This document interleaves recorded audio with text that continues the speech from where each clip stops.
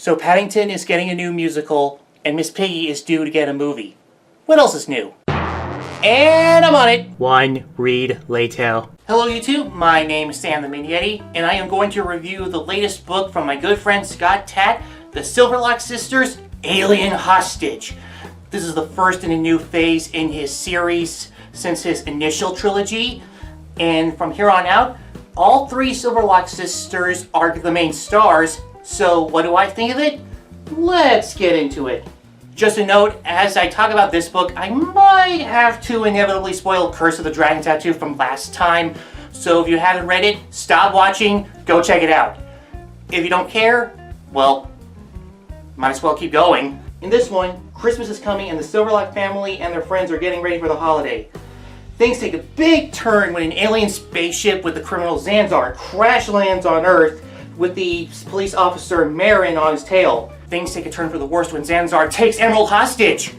Can Marin and the Silverlocks rescue Emerald before Christmas Day? First of all, let me say the book starts off pretty laid back for the most part, as what happened last time was really intense. So it's nice to see the cast have a little excitement here. The beginning still sets up the events that's about to unfold, and by the time that happens, that's when things get real. Now there are some stakes involved when the main part of the story happens, or at least it seems that way. We'll get to that in a bit. And the story catches fire pretty quick, so this story has some good pacing. I came to realize something I really like about these books, and that's when a new character is introduced.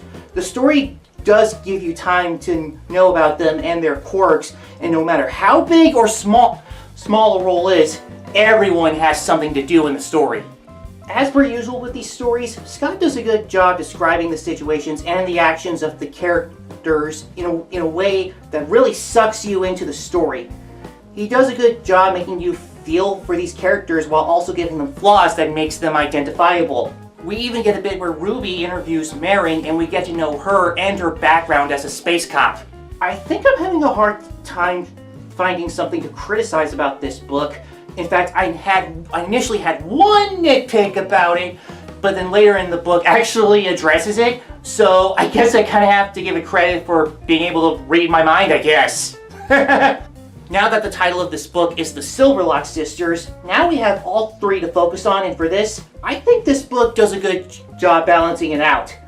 We get to see how well they work off each other, and even a moment where Ruby and Sapphire have a bit of a scuffle.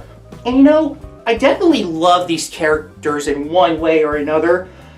They are so close, and it's clear that they love each other, and I love it! Emerald's best friend Tony gets a B-plot where he's trying to confess his love to her, especially after what she did for him in A Cruise to Adventure.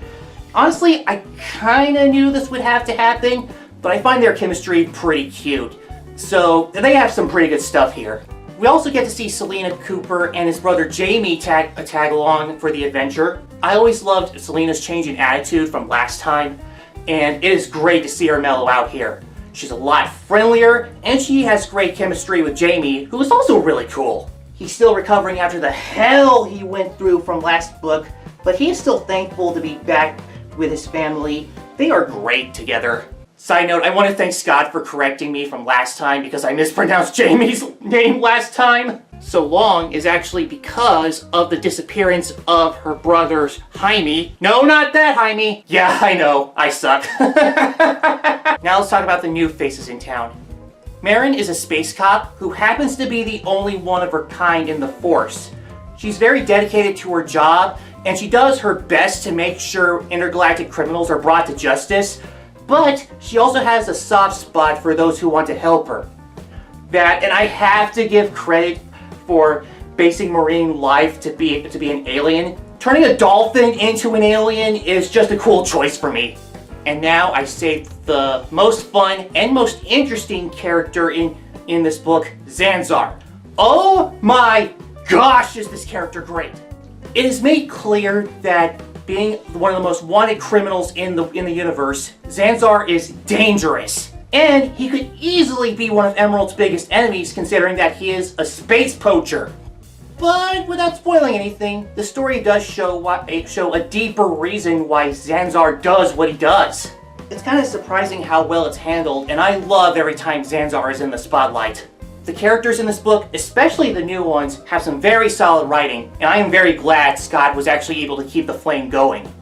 Overall, I think I'm going to give this book a 9.5 ice cubes out of 10. This was a great adventure, and I can't wait for the next book. That's all that I have for this video, so until next time, this has been Sam the Mini Yeti, and I'll see you all in the next video, so stay cool!